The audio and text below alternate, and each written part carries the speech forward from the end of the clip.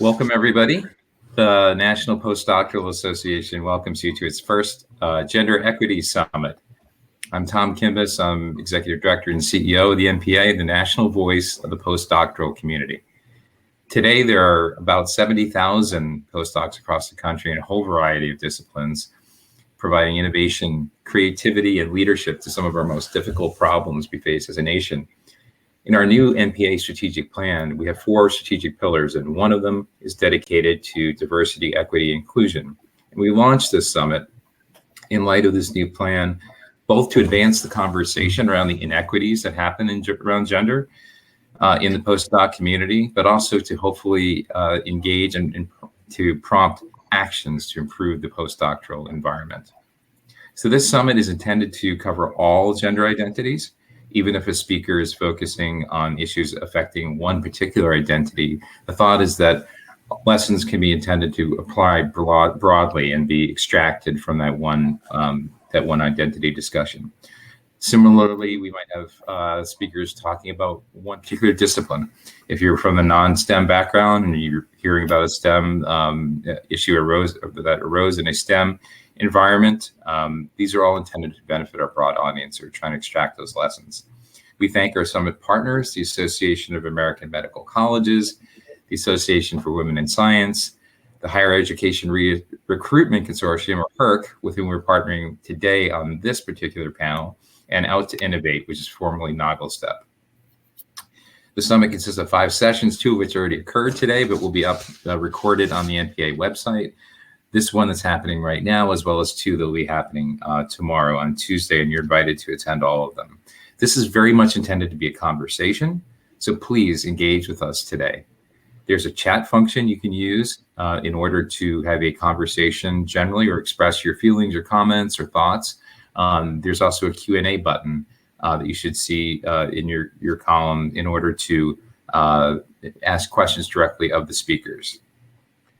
If you aren't a member already, too, when you log on to the NPA website at nationalpostdoc.org, we'll post that. Your membership as an individual is most likely free. If you're part of an organization that is already a member of NPA, we have 215 or so institutional members. So most likely you are eligible for free membership, and that would entitle you to breaking news happening in the postdoc environment, educational opportunities such as this, and other fun and interesting networking opportunities. Keep an eye out as well for our Impact Fellowship Program, which is a signature DEI effort of the Postdoc Association.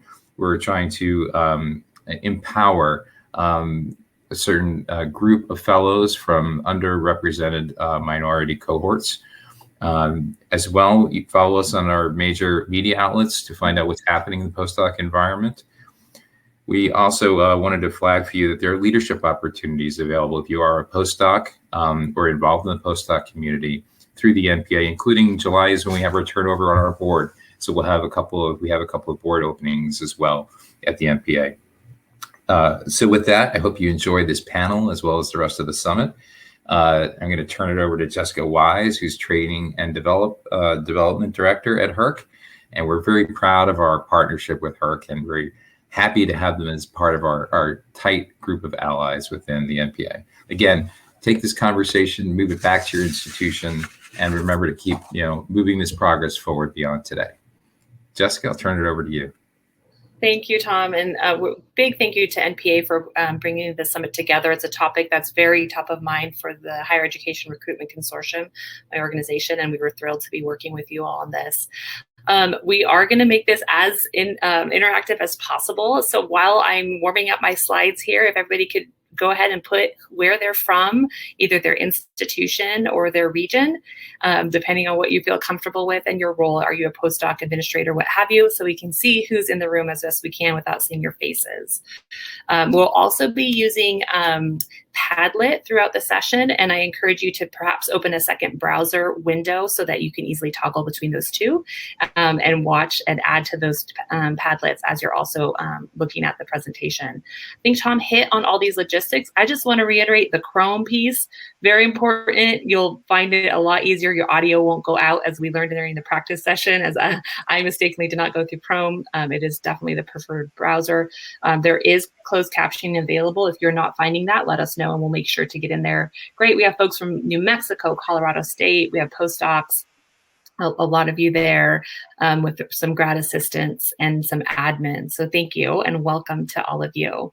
I also want to mention this is relevant for later, but the sessions are being recorded and will be posted, Tom, to the website. Is that correct? To the NPA site is where folks will find it after the sessions? Yes, after the summit is concluded, so probably next week they'll be up. Okay, super. Thank you. All right, so today's speaker, I am thrilled with the team that we're bringing for you today. We have Claire Horner-Devine. She's the founder of Counterspace Consulting. Camille Johnson, who's at San Jose State with a number of roles, including Associate Dean for Research and Faculty Success in the College of Social Science. And we have Alicia Simon, who's very involved with HERC and also is the dual career, I should have probably put that first, is the dual career coordinator in the Office of the Provost at University of Michigan. Again, I'm Jessica Wise, the Training and Development Director with HERC. All of us have our LinkedIn information in one of the handouts, so please download that and connect with us. We'd love to continue the conversation after the session and after the summit. I want to take a few moments also to talk about context and goals. If you listen to this morning's sessions, you heard a lot of the themes that we had noted for ourselves to dive into, but we're going to ask you to go back and listen to those sessions. Everything from intersectionality to inclusive definition of gender to some of the big roadblocks that women face within career development and some of the inequities that are there. They covered that beautifully. We won't go over that today, but we do want to make sure you have that context in mind, particularly as it relates to intersectionality and the inclusive definition of gender as we tackle today's session. The other thing we wanted to talk about is what our goals are for this session. We don't want to give you those nuts and bolts CV resume development. Those are out there and they're so discipline specific. We wanted to really capitalize and use this time to really think strategically about your spheres of influence and really plan out what your career is going to look like and help you go through some exercise to define that at the individual level, at the community level, and at the institutional level. So encourage you to go to NPA, go to HERC, find those resources, connect with us for the nuts and bolts. But today, we're going to do this a little differently than what you'd see in a normal session. So I think it's going to be a lot of fun, and it's going to hopefully push some good buttons and make you think in new ways about these topics. And I think that that's it for me. And I'm going to kick you off first for Camille to start her piece here. Let me go ahead and remove that, Camille, and let me know if you'd like me to open up the slides. I think I've got it down. Let's see. Okay. We're all trying new things today, right? Mm-hmm. There we go. It sounds like it's coming. Well, welcome everyone here. I'm so glad to have the opportunity to talk to all of you. My background is social psychology, but I've worked in a lot of different disciplines, and I have friends in different disciplines. So these skills, these strategies we're talking about right now are meant for everybody across the bench sciences, social sciences, humanities, arts. These tips and skills should really apply to all of you. I also want to point out that when I talk about these strategies for navigating the current environment, I don't want to be saying that the current environment is right. We're giving these strategies to you to navigate a world that might be biased, that might be unfair, might be uneven, might be uncomfortable, and it shouldn't be that way. But unfortunately, that's where you are right now, where we are right now. And so the idea is to give these strategies to navigate what is in order to gain the status, the power, position, the career that allows you to change it, make it better for those behind you. So we navigate what is in order to make it what it should be in the future. So today I'll talk about 3 particular goals, which are sort of understanding yourself and claiming your identity, understanding it and being proud of it.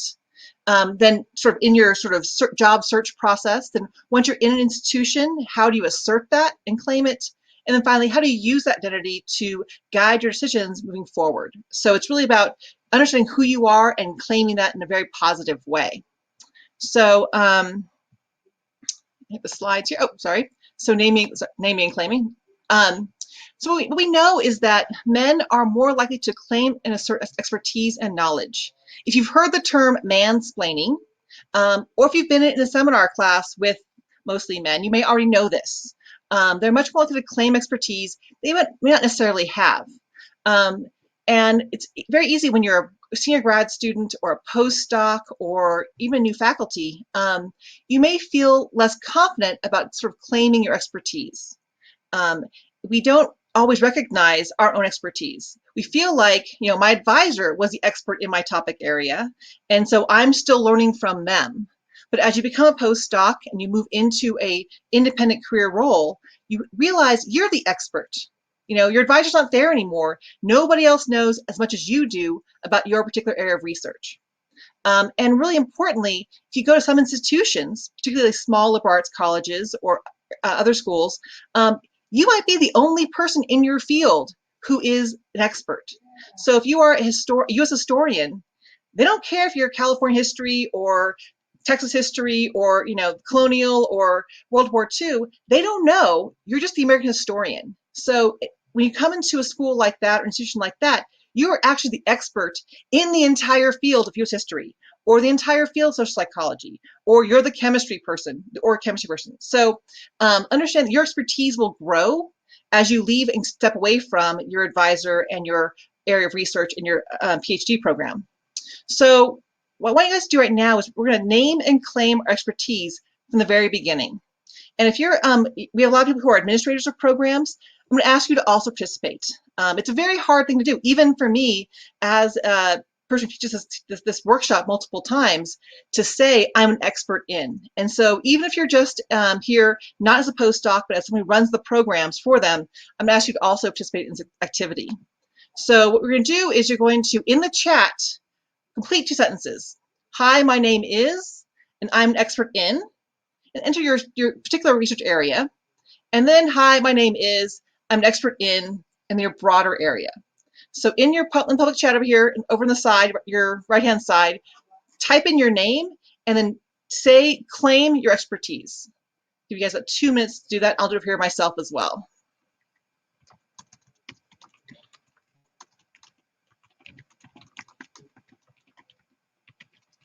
And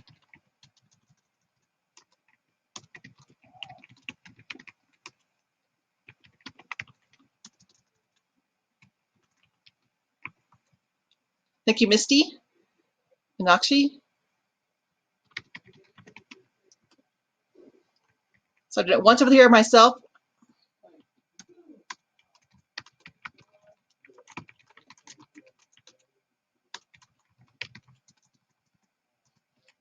Ooh, I like Marie. Yeah, I think I need to talk to you, Marie. I'm in Colorado right now. High altitude's killing me, and I'm really sore. So.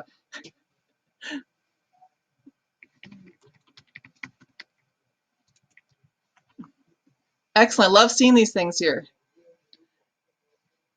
I also love Netherlandish. All right, so think about how it feels when you do this. It feels a little strange. Usually in a in-person workshop, I have folks go around and say this out loud and like shake hands and do the whole thing. And you feel this moment of like stuttering almost. Like you're like, my name is, and you can't quite spit out, I'm an expert in. But you are expert.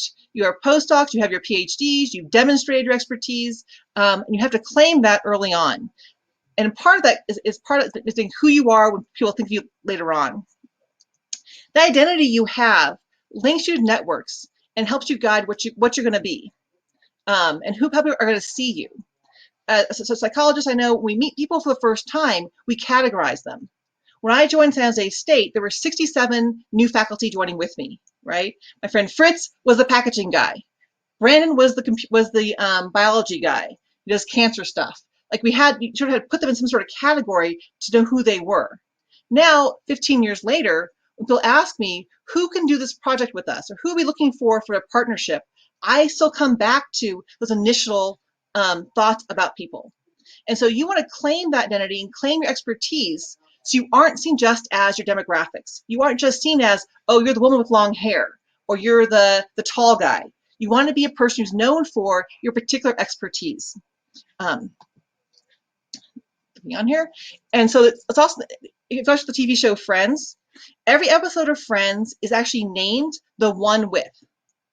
And so you want to think about 3 to 5 ways in which you want people to think about you. So I'm the one who does this. I'm the person who studies X, or even outside that, who teaches classes online, which is all of us now, but like who is engaged with pedagogy in this way, who's a specialist in high impact practices. You want something in your interview process that when they talk about the 5 candidates they had, or the 10 candidates they talked to on the phone, or whatever it is, they remember you as she's the one who, or he's the one who, or they're the one who. So you want to think about, control that decision. You don't want to be, we had a candidate once who came in and ate our desserts. You don't want to be that person. So you want to think about, that's the person who does this. So in the sentence, again, in the chat over here, when you want people to think of you or look back at your interview or their first time meeting you, what do you want them to say about you? And this built upon your introduction you just did. So I'm the one who is, or I'm the one who does. Give me 3 to 5 words that describes that. I'm always the one who talks fast, by the way. I know that.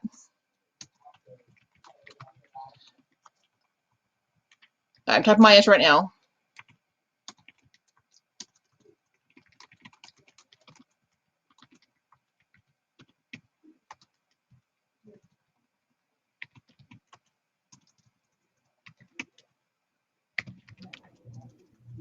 Camille, as folks are putting these in, do you see these as aspirational or things that we know people? How would you define these? That's a great question. I think that they are a little bit aspirational. You want to decide how they see you. You may not entirely feel confident. Like, again, you're an expert in muscle and fatigue. I think that's one person's answer back there. So you want to think about, maybe you feel like you're not quite the expert yet, but you want them to think of you that way, because in fact, we know that people fill in blanks. When you create a first impression, people then add on to that impression to flesh out who they think you are. And it's a great way to have people think of you later on for grant partnerships, for committee work, if you want more committee work, for classes to teach, for co-teaching classes, for sharing labs. All of that comes from that first impression. As an administrator at the university, I'm often asked, hey, we have this project, we have this grant, we have this thing, who might be interested in it? And I'm trying to think of who they all are. And I don't have time to go through all their resumes of all of my 200 faculty. So I'm coming off of like who's active in research and who does this kind of work, who's a good partner to work with, who's reliable. I'm thinking of all those things. And it's really based upon my impressions of them. So I don't always have time to go through every resume to think about what they're all doing. That's great. Okay, I'm gonna keep going here. Excellent, I'm seeing some answers here. Oh, who helps the fight to advance postdocs. I like that. Thank you, Tom. So again, this identity you have, you create for yourself. You start with your expertise. You figure out who you are. And we need to use this to actually figure out how to protect identity moving forward. We know that differences exist in gender, probably covered in the earlier sessions. But the point is the sense of who you are and how people see you should guide how you decide what to do in institutions, which projects you take on, which committees you serve on, what you say yes to, and what you say no to. And it's really hard to say no sometimes. It's really hard to say no because you just feel like if I say no, they'll never ask me again, right? If I'm asked to do a review by a prominent journal, and I'm like, oh, if I say no, they'll never come back to me. They will, don't worry. If I say no, they'll be mad at me. If I say no, they'll see me as being unhelpful. And so there are reasons why you do say yes. You want to help others build social capital, avoid penalties. It interests you. It's part of who you are. But there also are drawbacks to saying yes sometimes. A lot of times you'll be asked to do things that may not count towards tenure. Doing stuff that's not noticed or valued. Stuff that just sucks up a lot of time and doesn't really go anywhere. And it may not meet your personal goals. If you're, I was once asked to do a project with an economist. I'm a psychologist. We're like the opposite in views of human beings. And it was a huge project he wanted me to do. He had a stack of readings. And finally I had to say, I had to find a way to say no to this very senior faculty who basically wanted me to act like his RA on a project. And it took a long time to figure out how to say no. And I asked for some advice on that. And that's really good to have advice for that. And we'll talk more about your networks later on. But if it doesn't meet your goals, it sucks up time, don't do it. It doesn't value, it's not worth your time. It's not part of who I want to be or who I think I want to be seen as on my university campus. So you want to value yourself and your time. You want to come back to who you want to be because time is zero sum. Time you put into someone else's project is not time you can't put into your own or into your family or into your friends or into your hobbies or into your mental health. So value your time and self strategically. So over in the Padlet link, which I think just as a pop over in there, I want you to tell me about reasons why you think it might be hard to say no. I gave a few hints there. And list some ways you can say no and have said no in the past. And this is great because this Padlet's available for you guys forever, basically. In case you want to remember how to say no to something, it can be hard. So over here in the Padlet, you can pull up the link yourself and see what are ways to say no. So what's hard about saying no? Said no in the past. Oh, I like that. Good answers here. A thank you is always good to have. Coming back to the missions, great.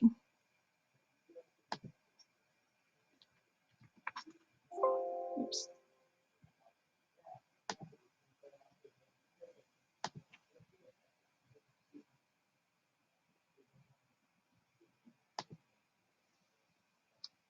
Some great answers here.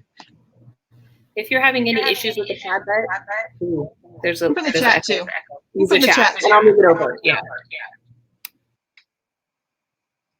So here's what when can I say no?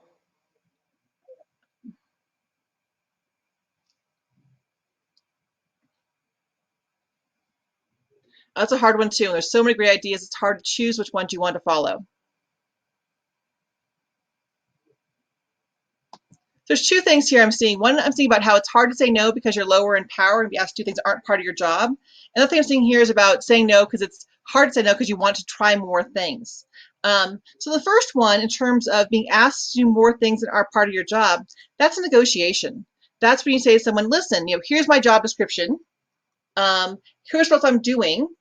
And you say, well, maybe, if I do this undergrad training process, I won't be able to do the other things that are in my job descriptions. Which one do you want me to do? Right? And so you can sort of say like trade-off, like, hey, I'm happy to do it. I love undergrads. It's fantastic. Unfortunately, my plate has this many things on it.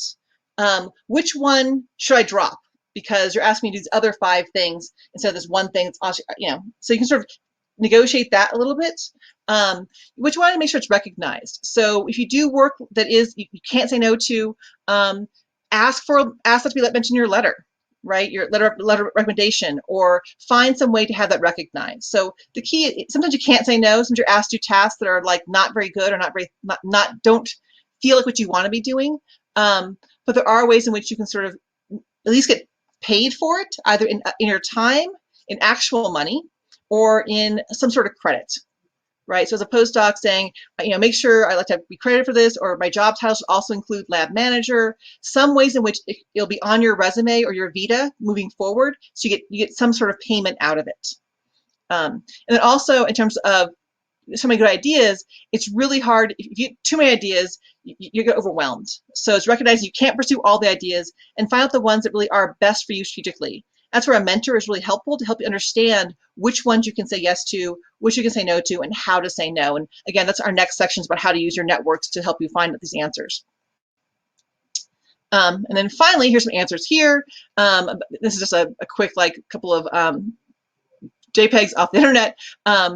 It's okay to say no. Understand the complications. Keep track of what you said yes to make sure you aren't just saying no, yes things. You got like 10 things on your plate now, you only want to have 5 on your plate. Really sort of think about things, be slow. I'm actually not a fan of 11 here, which is not to reply at all. I think that can come as rude, but you do want to, there are ways you can say no that are highlighting other obligations. So someone here had an answer about how in my lab we're doing this, so I can't really do that. You want to try and come back to the mission.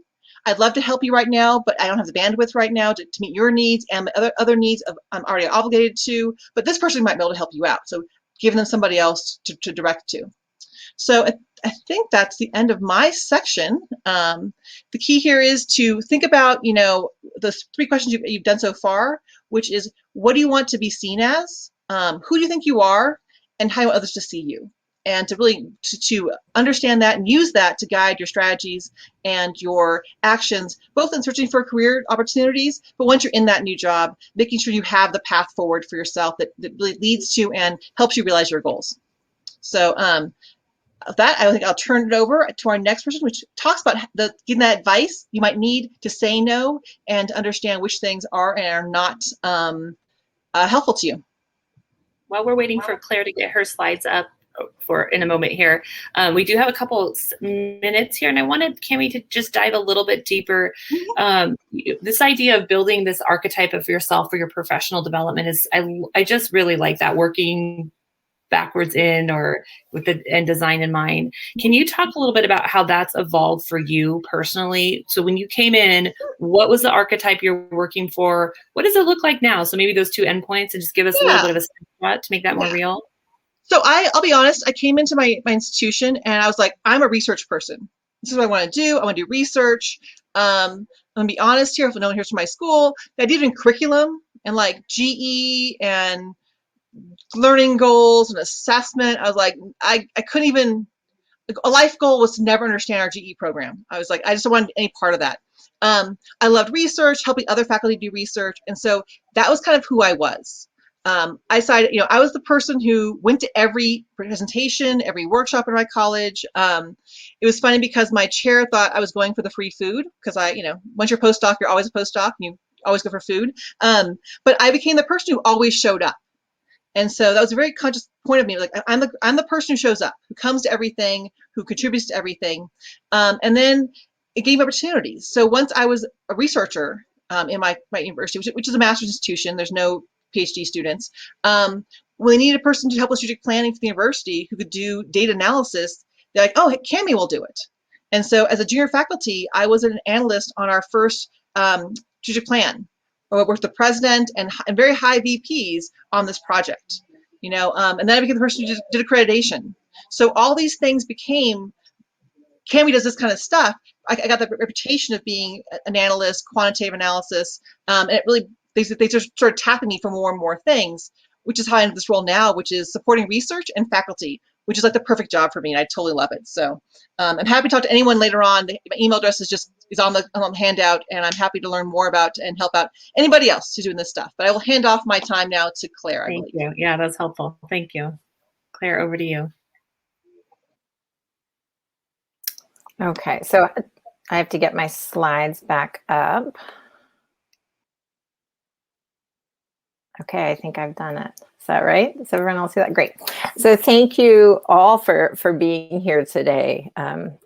Time is that zero-sum game that Camille mentioned, and it's, we are in a time like absolutely no other in all the ways right now. Like this is what, I don't even know what day it is. Is it Monday?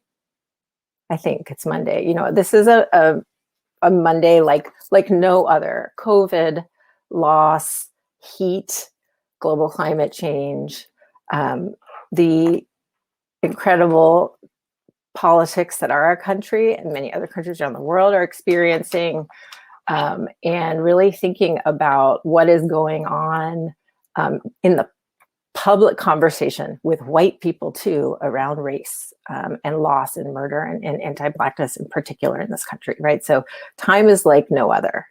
And as Camille said, the thing is, you have to navigate this time and where you are and the conditions that you're in. And they may not be great, right? They may not be the way you want it, the way they should be, but you have to navigate where you are, and you have the power to get to where you want to be. So that's the context that we're talking about here. The other thing that I really liked, Camille, that you said, and I just want to start with in this section about community, is that while I am talking about community, I'm going to be talking about your community. So for all of this, my hope maybe my assertion, yeah, I think my assertion is that you are the expert, not just in your discipline, but you are the only person who knows yourself and your life and your values and what success means to you, who you want to become, what that looks like for you, and what is possible for you. So I want that to be the center of these conversations, right? So this is not from my perspective as a white cisgendered woman who's had so many privileges, I can't count them. I recognize that, and I want you to be thinking not of what I'm saying for me, but is there anything that I say? Is there anything in the context that I'm going to be talking about that you could then take and make it you-centered? How could it work or fit for you so that you can make decisions, so that you might have a skill, strategy, or approach that would work for you to thrive in your career and your life in the way that you want to? And a big part of that probably is going to be saying no, as we just talked about. So I want to try and do 3 things in the next, sort of 18 minutes. One is I want us to just pause and think about community and what community means for you, what you get from community. Then I want to talk about how a network is kind of a community. And I want to make it very concrete. And I have a handout that I'll ask you to pull up. It's this one. It's in the sort of handout link off on the side. So we can actually just do a little work putting down who are people in your community, or what do you want in your community to be successful? So for example, do you have someone to go to when you have to say no?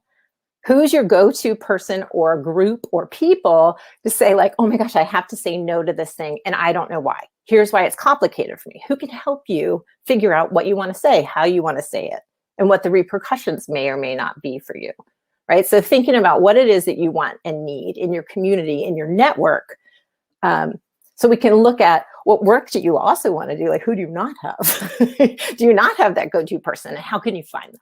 Okay, so thinking about community, going to that growth network map, and then trying to pick just one thing that you can do to move that forward, right? So there's 3 of us talking about topics that are related today, but each of us, and you could do workshops for hours and hours on each one. So hopefully from each of our sections, or maybe even just across all of the conversation, you just have one take home, right? Like one thing that you can do. Maybe you take home the piece about saying no, and you figure out that that's going to be an action you're really going to take and write it down when you leave the workshop.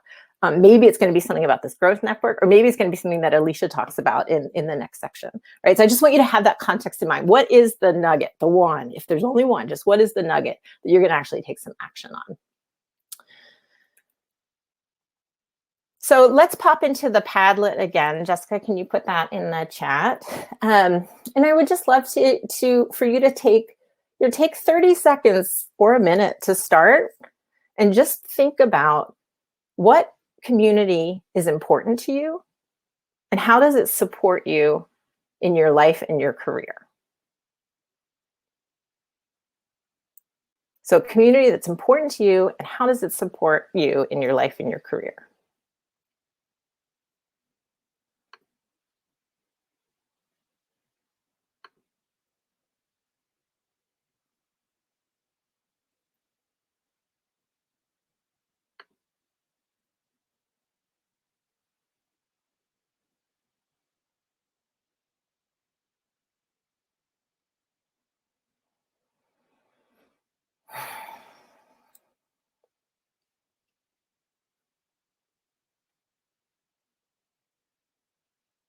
So if you haven't gone to the Padlet already and you're just thinking, go ahead and click on the link that Jessica put into the chat and move over to the Padlet, and just let's see what's slowly coming up on there.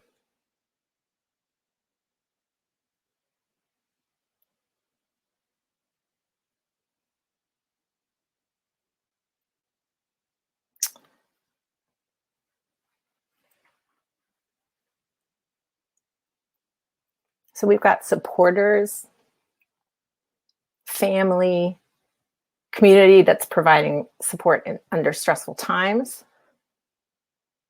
mentors and professional societies,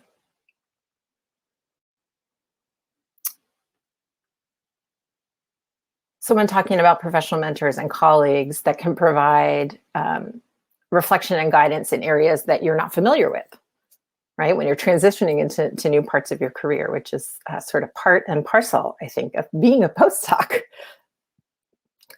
Reminder of what we do, why we do this work and why it matters from family, PhD mentor, husband, people outside of your institution who have perspective. Let's see.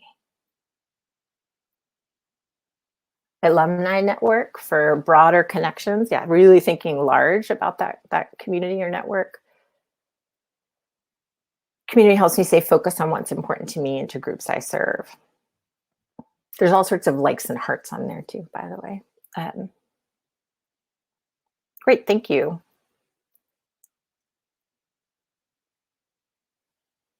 Just a few more things popping up. So as we think about community, I really want to emphasize that while we saw, even in that Padlet, like some of the things that people mention or in community, important parts of the community can be a PhD mentor or advisor. What I want to point out is that there are times when that very traditional guru or support person or mentor is really positive. There are other times when they're not. And even if you are the person who's had this like amazing mentor guru, I have that in the star here in your career, that there is room and opportunity for a lot more and diverse ways of getting information and getting support in your network, right? So what I really want to emphasize is that thinking about community, thinking about network, I have seen across the hundreds and hundreds of postdocs that I work with that three things have been really, really important. The first is that people do take a very you-centered approach to their network and to getting what they want and need. Second, that it's needs-based, that you say like, here is me, here's what I want, and here's what I need to thrive. And third is that you then go out and try and make that happen. So you go and try and find people, resources, communities to help you get what you want and need. Because as I followed from Cammie's, you're the expert, whether you believe it or not, you're the expert and you know better than anyone else what it is that you want and need. And people can help you clarify that, but you're the one who needs to make those decisions and figure out who you're going to go to get the support that you want and need. So the second piece that I want to do today is think about like, what is it that you actually want and need to thrive in your career? So if you happen to have the handout handy, or you printed it, please take it out and actually work on it now. If you don't, no big deal. If you have a piece of paper, I suggest getting a notebook or piece of paper out. And what I would like you to do is to just spend a minute reflecting on and writing down, what is it that you in the center want and need to thrive in your career right now? So some of the things we saw in the Padlet were kind of trying to make decisions when you're going into a new area and it's really unknown. Someone talked about support in a stressful time. Someone talked about like perspective outside your institution. Those are types of things that people might want or need to help them thrive in their career. And what I'm showing here are sort of at a very high level, some of the things that I hear when I ask this question of primarily scientists, but actually also people in tech or people who work in philanthropy. People often want and need professional development, brainstorming, problem solving, honest feedback, someone to help them say no. It's not written up here, but that's a really good one. A safe space or counterspace.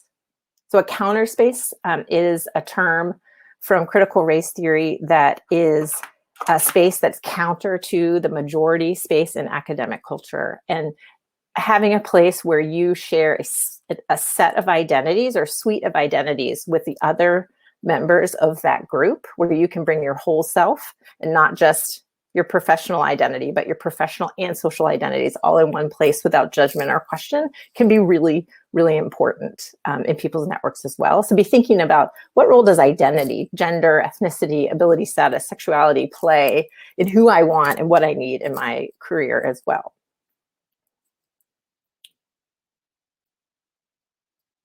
So if you would pop in the chat, at least a few of you, I know not everyone will, but if a few of you are willing, and this will have your name in it. So, and this is recorded, so I realize that I'm asking for information that you're willing to share publicly. But if you would, if there's one or two things that you want or need to thrive in your career that you're willing to share publicly in the chat, I would love to hear that. What that can do is help other people get ideas, because sometimes people see this and they think, well, I have no idea what I want in my career. I'm not the expert in my life the way she says I should be. And it can be just helpful to hear, like, what are other people saying? What do other folks think? So I'd love to see what people have started to think about, or what perhaps you wrote down. What is it that you want or need to thrive in your career right now?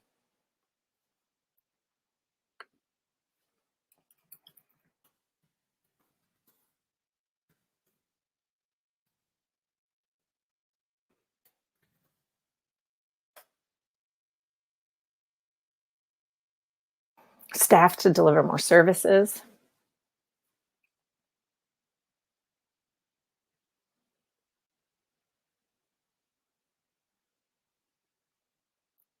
Engagement ideas from peers inside and outside the organization. Great, thank you.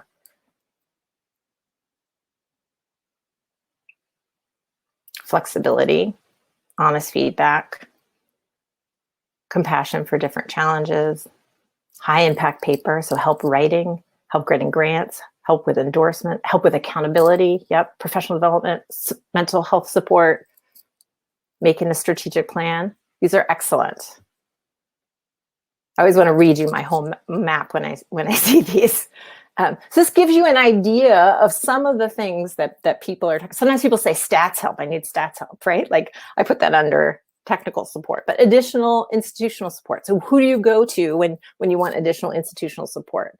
And Valerie, who's mentioning that, if we were in person and it was a confidential conversation, I'd say more, Valerie, right? So on your piece of paper, what do you mean by that? What kind of institutional support do you need?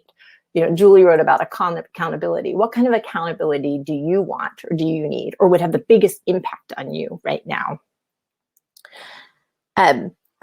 Okay, I'm going to go to the next slide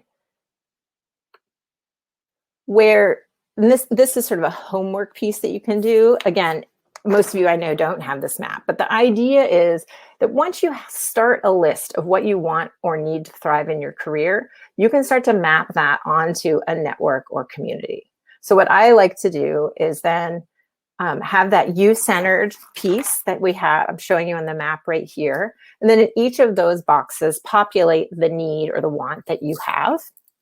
Then we need to start thinking about, well, who is it that can help you get access to that want or that need? So what I find when I talk to people, and we saw a little bit already of this on the Padlet, is that there are a whole suite of people that can, and resources that can populate those boxes. So most of the time people come up with like my PI or my undergrad advisor or my department chair, like they can do some things, but I have to say they usually can't do most things. It's really important to think about who else in your community can provide you for these supports. So mentors, advisors, sponsors, for sure, but peers, like what peers do you have? What near peers do you have that can help you with accountability or help you walk through how they just learned how to make a strategic plan, right? People don't always have to be the ultimate senior expert in a topic to provide you the support that you need to figure out your next step. Friends and family, you can hire people, right? Like you can hire people, you can hire a coach, you can hire someone to help with grant writing, assuming you can get access to funds, but you're also going to have a person that helps you figure out how do you get additional institutional support? Like, are there possibilities for getting funds to hire support for some more technical training, for example? And then, of course, there's trainings, programs, books. And then I wrote about pop circles, which are a peer circle. I've done a little bit of work with the NPA, but do in a lot of my other programs where it's a peer coaching circle that can be really helpful for people to address a whole range of wants and needs. The last piece about this map that I want to point out, and I think that Tom had in his comment, for what one of the things he wanted and needs, said people who have expertise and perspective inside and outside the institution. So it can be helpful to remember that getting support or mentoring or sponsorship can happen in an incredibly wide range of ways. So you may have individuals or groups that you have an ongoing relationship with. Sometimes they may be formal, sometimes they may be informal. You can get incredibly important advice, information, support, or access through a mentoring or a coaching moment where the person doesn't even know that they're helping you, right? You're listening, or maybe you just ask them a question, but that has been able to, that interaction addresses that particular want or need that you have, right? So there can be these moments. You can have people who are local to you, who are going to have access and information and knowledge about the culture and the context that you are in right now, but also have folks that are distributed, who you can ask questions about your local environment without some of the complications and messiness of asking a question of someone who works with the person that you're having a challenge with, for example, right? It's a small, overeducated world. We all know that in academia. So it can be really helpful to get that outside perspective and have a little space. Also really important to think about, like, who is an email away, who is a phone call away, who is a hug or a coffee chat away. And you might need different types of support for some of the different topics and needs at different times. Finally, I think it's really important to think about who it is and what is their positionality. So what's the identity of folks in your network? Where do you share identities, and when and where and how is that important to you?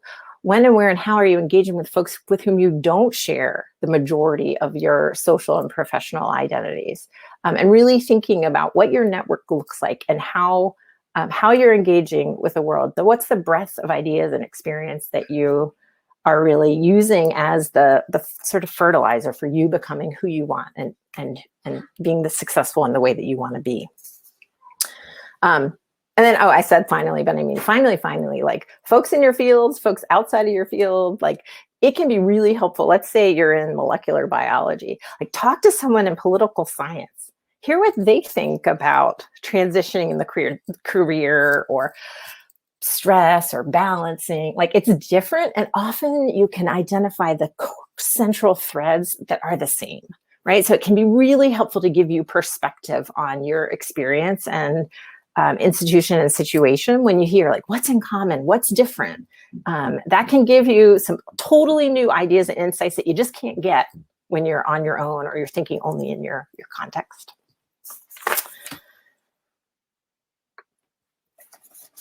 So that's the wrong slide, but that's okay.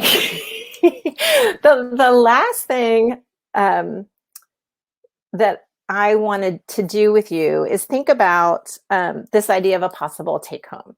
So in the last minute that we have on this, I want you to think about what, if anything, that I have talked about with you. So having a you-centered, needs-based, self-agent network, where we're really thinking about community in a whole suite of ways, thinking about what you want and need, thinking about where you go to get it. What is one thing, just one, that you could do in the next 7 to 10 days to act on any thread of that information that might be helpful to you? So let me give you an example. You might think, okay, that sounds all well and good. I'm going to try and make that actual list. I didn't do it while she was talking. I didn't have a piece of paper. I was checking my email, but later I'm going to actually go and I'm going to print this thing out, and I'm just going to try and fill out the what do I want and need in my career right now. Great. Or you might think, okay, I kind of follow that along, but I have no one to fill in on this. Like I bet everybody else does, but I don't. You know, for me, I don't know anyone. I just have that one advisor. My advisor kind of sucks, excuse my language, but you know, like I don't know what to do. I don't have anyone. So your thought would be perhaps, is there one person that you could reach out to directly or indirectly and see how might they support me in X? You know, in managing a conflict that I'm in, or saying no to something, or learning how to get better at stats, or reading my application for a job. So just one thing. And in the now 1 minute that we have left, I would love it if 2, 3, 4, 5, just a handful of folks in the group. I don't know how many total are on the call, but there's more than 2, 3, 4, 5. If 2, 3 something would go ahead and risk it and share that in the chat. Again, that's going to help you identify what you want to do. Sometimes writing it down and throwing it out there in public can help hold yourself accountable, right? So we're committing to coming up with an idea, trying to hold ourselves accountable. And 3, that would be a gift to other people in the group, for people that are like, I just still don't know what Claire's talking about. Like, okay, we have 50 people. Thanks, Tom. So of the 50, if a few of you could just throw that out there so that you can show what, show your process a little bit. Again, it's not confidential, so be aware that what you type. Help hold yourself accountable, and then offer to the group some of the ideas so that others, again, can get an idea for what they might want to do.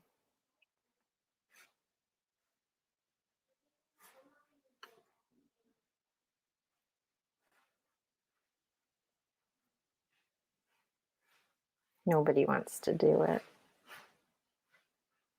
We'll give another 30 seconds. David, thank you. Okay, David has written, make it a point to grow my network. So David, since no one else has said anything, I'll go ahead. Oh, they're coming. But, maybe David, write down what is one small specific thing you can do to grow your network, right? So this is not like, what are you going to do today? I'm going to write my PhD. This is today, in the spirit of moving towards a bigger network, in the spirit of moving towards writing my PhD, I'm going to read 2 papers, right? So get really specific. Camille, ask someone to coffee. Yeah. So just one little reach. So Anakshi is interested in public speaking. So just be thinking, what is it about public speaking? What does that mean? What's the one thing you could do? Is it speak up in the next webinar group when you're able to unmute? Or is it look into classes? Connect with speakers in the session on LinkedIn. It's very nice. So there's 4 or 5 of us here that you can reach out to and connect on LinkedIn. Fantastic. So this just gives you a sense of the type of actions that can be helpful. These small actions can make a difference and help you kind of populate that network to support you in figuring out where you want to go, figuring out how to get where you want to go and be successful in the way that you want. Alicia, I will pass on to you. Great, thank you so much. I'm going to open up my slide deck now. Oops, we're not at the beginning. That is okay. I'm going to just casually go backwards. Give you a little preview here. Let's see. No? Okay. Hold on. There. Well, no. Hooray. No. Yay. Okay. That was a very dramatic opening. So hi, I'm Alicia Simon, and I am the dual career coordinator at the University of Michigan. I'm going to be speaking with you today about dual career considerations and preparation.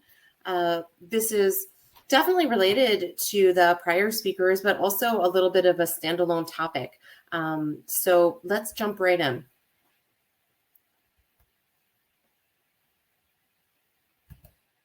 There we go.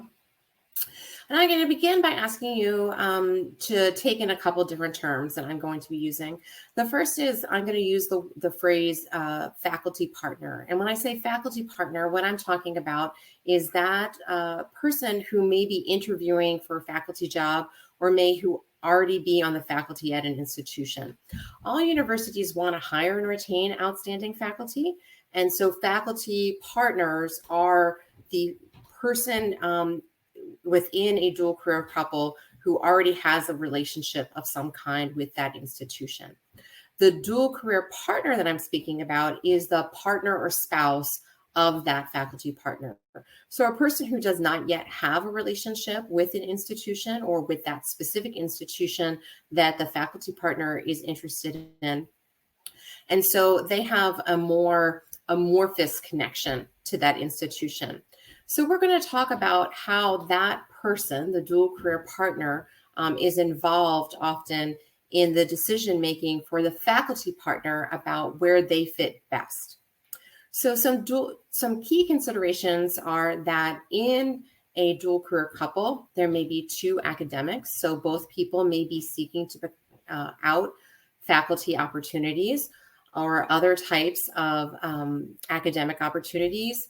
The dual career partner may be slightly academically behind the faculty partner. So they could be looking for opportunities to further their studies at the bachelor's, master's, doctoral level. They may be looking for something that's not even academic. So they might already have completed their training and they're looking for staff opportunities.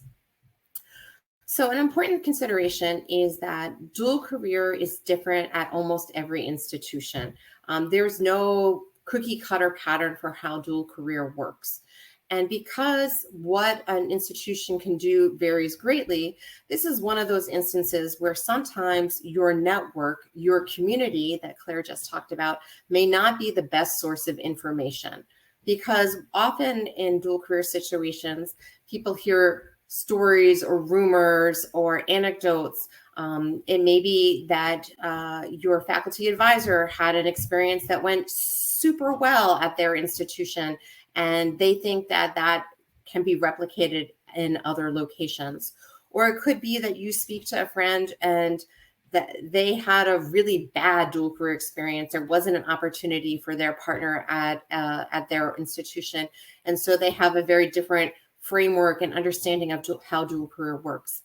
But dual career is super individual and super unique and can vary by institution. So we're going to talk today about some ways that you can prepare yourself to be successful, whether you are that dual career partner or that faculty partner. How do you make this part of your career growth? So we're going to start by thinking a little bit not about the job itself. When you're thinking and researching institutions, it's really important to consider work-life balance in a couple of different ways. You want to think about the resources available.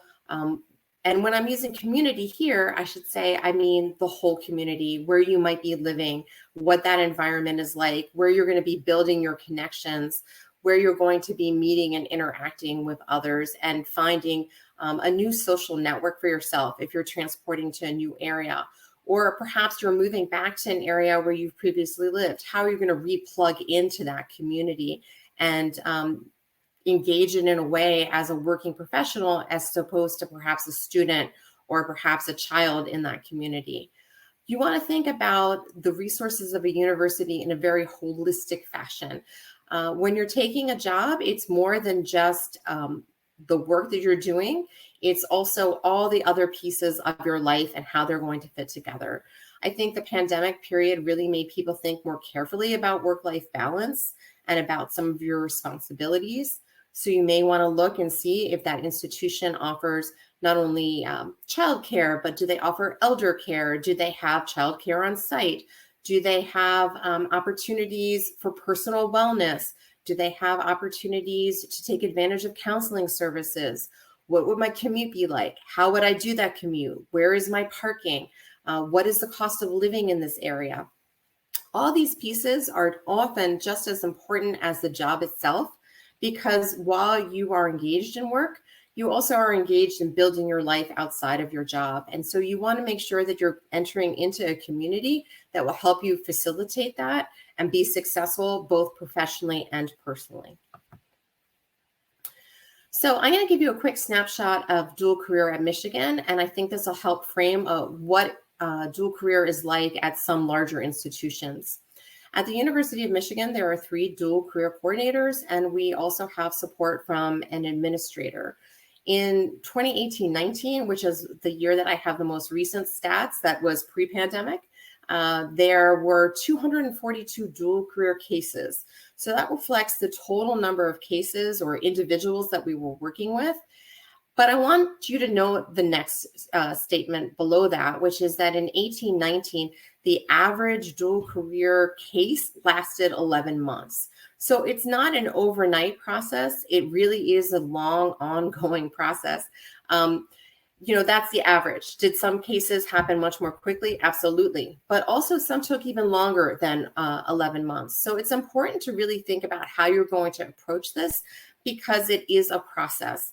And it's a process that can be stressful both to the faculty partner as well as the dual career partner, because both people want to be there to support each other and they want to help each other.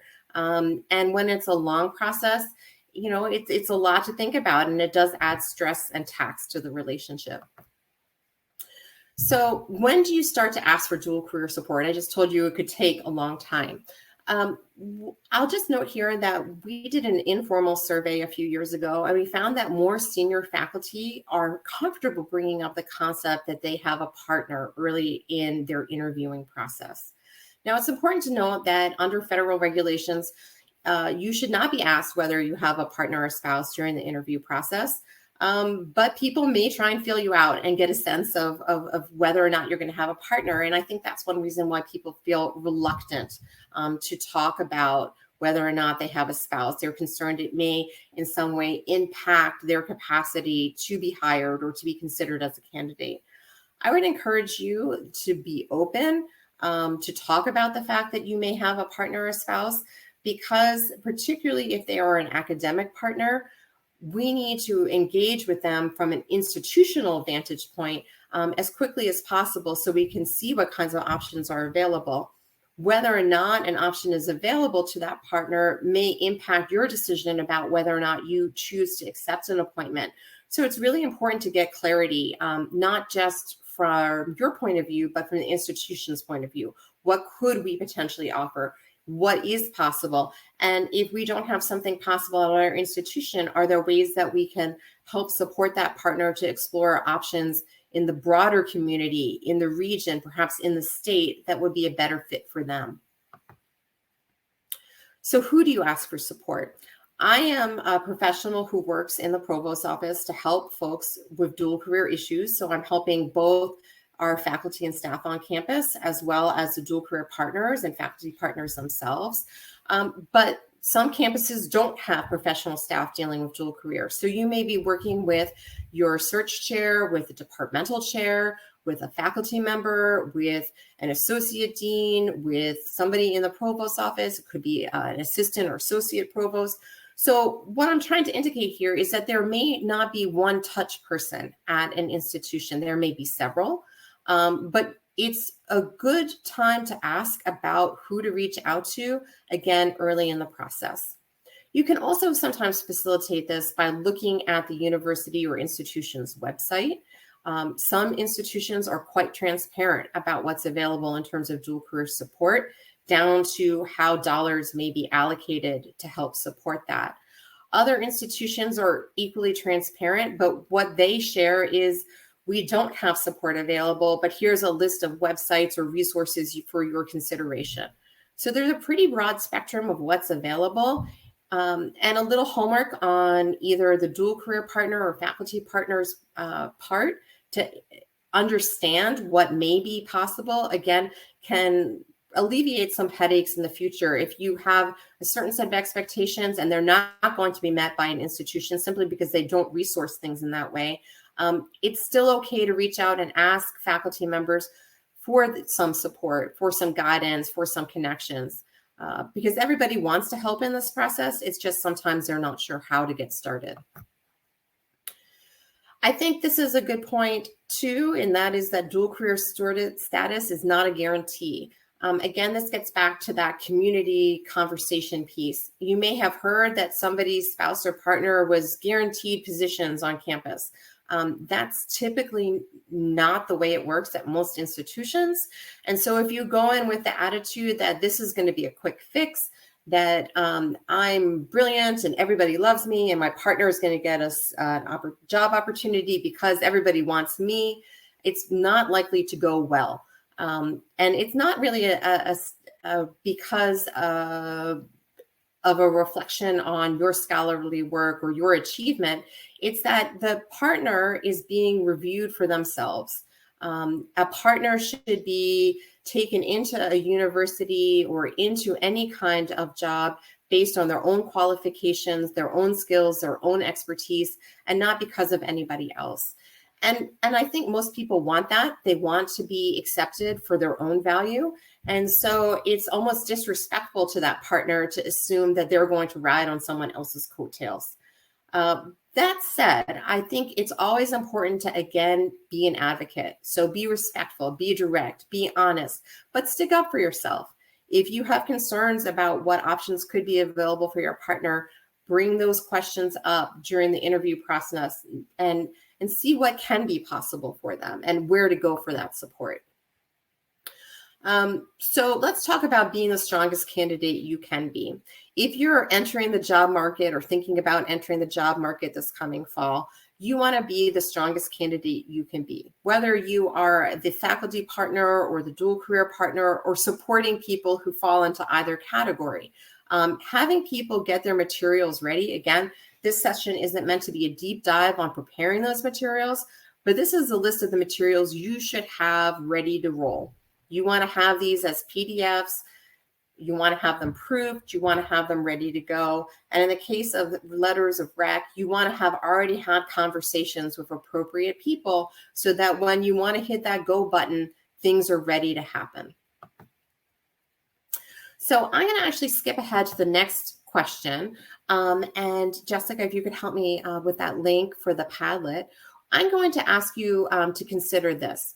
What are 3 things that you're expecting from an institution or an employer? And this can be from any vantage point. If you're a staff member, think about what are 3 things that you're looking for support from your institution in terms of the dual career space. If you're a dual career partner, what are your needs? If you're a faculty partner, what kinds of support would be most helpful to you in this process? So I'd really like to see that.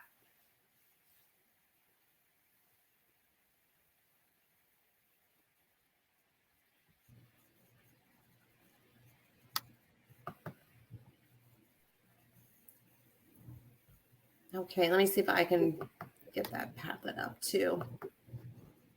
While those are coming in, this is something that Alicia and I talked about prepping, that we equated it to like looking for a new apartment or house, like what's on your wish list or must-have list. This should be the must-have list, I think, of the things that you really need as you're going into those institutions. And I thought it was such a good exercise for us to see from each other, what are some of the things that we're looking for? It's not just the job fit, but it's the institutional, departmental unit fit.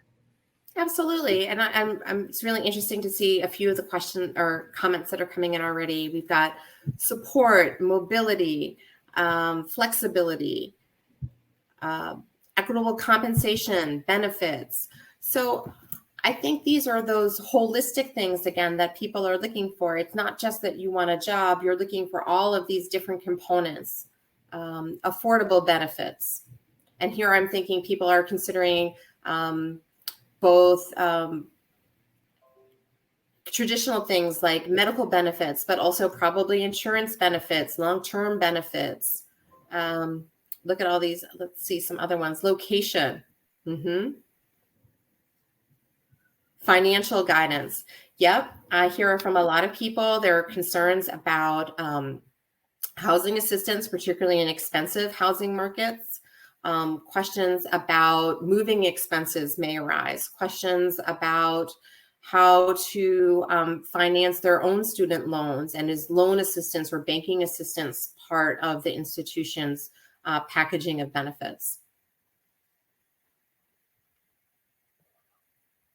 Immigration assistance, definitely. So I think these are touchstones that a lot of people are feeling. And I think they've really been, in some ways, amplified by the pandemic period as we come to rely more and more on our workplaces to fill in some of the gaps that we're experiencing in our lives. So I'm going to go back one slide and show you, this is my full worksheet. And I think it does build on what Camille and Claire were sharing earlier in terms of getting you to think deeply about some of these topics. And this is available in that handout section. And what you'll see here is that I want you to consider what is your employment goal? And this could be whether you're, again, the faculty partner or the dual career partner, or this could be a document that you share with those that you support that are at this career stage. Help them try and figure out what is their employment goal. I think that my greatest challenge in meeting my goal will be Now, that's a question that a lot of people don't ask themselves. What are some challenges that you're likely to face, and how are you going to start thinking about tackling those? The top 3 things I can bring to an employer. So this is the inverse of that question I just asked you to consider. What are the things that you're going to bring to an institution that are unique? And I think this ties again into that whole concept of really deeply thinking about what it is that you're most interested in. What are your core strengths, your core goals, your core ambitions? What are 3 things that you're going to be bringing to an institution or to an employer? Then it's the question we just contemplated, which is, what are you expecting from that institution or employer? And then I want you to consider what you will, what aspects that you are willing to consider to be most compelling, and which things are you willing to kind of compromise on.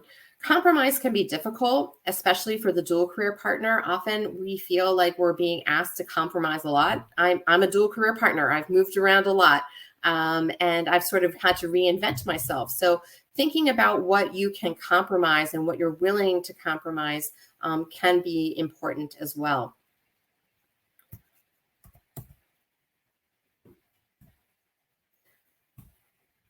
So I want to also close by thinking a little bit about some resources.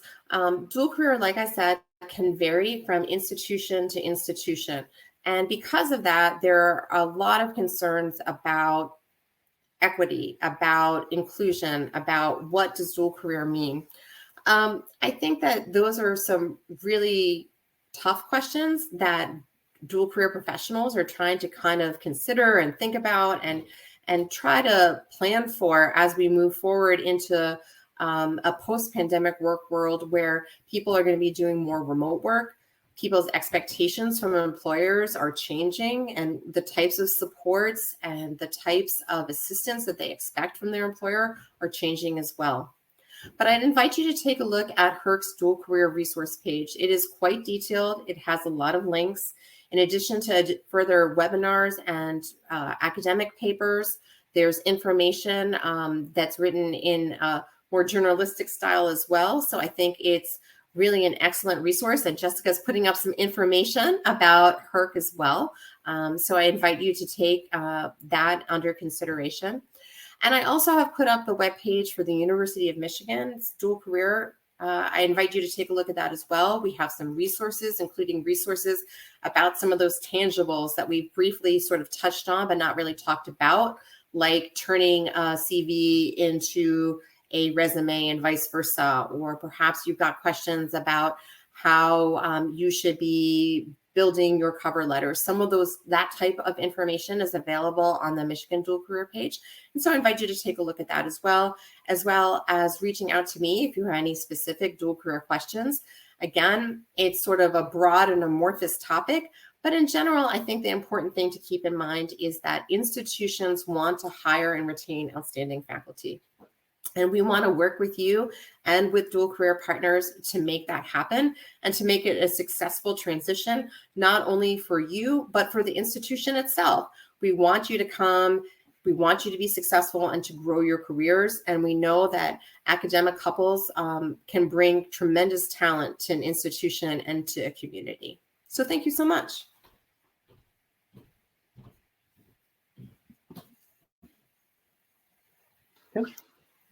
All right, there we go.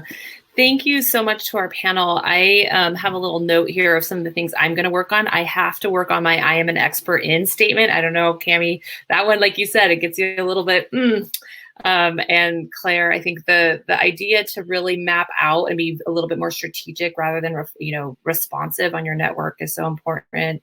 And Alicia, the piece about really looking at the institution or the employer as what needs you have, those are such phenomenal homework assignments. I hope everybody will take at least one of those and work on them and make it really tangible. As Claire said, not just amorphous, but really give yourself that 3 to 6 day window to really dig into some of those outcomes. While we're still on the webinar, we have about a minute or two left. I encourage you to download those handouts. If you don't look at them now, I think you'll refer back to them when you're ready to do some of that deeper work, perhaps later this summer. The registration links for NPA and HERC are in the chat. Please do see those, as well as the links to the fellow panelists. And then finally, you've seen these names before. We're just so thrilled to be part of this group and are looking forward to tomorrow's session, which I know Tom wants to talk about quickly, so I'm going to hand it off to him. But before I do that, thank you to our phenomenal panel. I hope you all came away with something new and different to think about as you develop out your career plan for the next stage of your career path. So Tom, over to you. Thanks, Jessica. And just wow. I mean, every postdoc, especially as people in vulnerable positions, but honestly, anyone in their career would benefit from watching this panel. So I'm absolutely thrilled that you're able to participate, and thanks to everyone for their work. Thank you, Jessica, for your leadership, and for HERC and its partnership with the NPA, and for Camille, Claire, and Alicia, of course. But let's do this. Let's keep this conversation going. Let's try to improve our postdoc experiences. Let's take what we're learning here and bring it back to our institutions. Let's take it to your peers and see how we can take this into improving our life outside of work as well. It shouldn't be limited. And that's one reason why we created this summit to begin with, to try to overcome some of these hurdles and obstacles that can seem very difficult to address alone. And so we're so thankful to have this panel of experts to help guide us and motivate us and energize us to make some change. Yeah, NPA is a 3-person organization, just staff. We're absolutely committed to improving the postdoc environment, and we're thoroughly dedicated to better diversity, equity, and inclusion within that space. So we're only as strong as our volunteers, as our members, and as our supporters. You can find out more about us at nationalpostdoc.org. That's up there on the site. So please come and visit us and join us. There's not even as a member, if you want to volunteer, that's great too. That helps push along some of the things we talked about today and get the message out further beyond the 50 people who are with us today. And thanks to all of you for joining us. 3 great panels today, 2 more tomorrow. Looking forward to them, and thank you for joining us. Thank you. Take care. Bye-bye.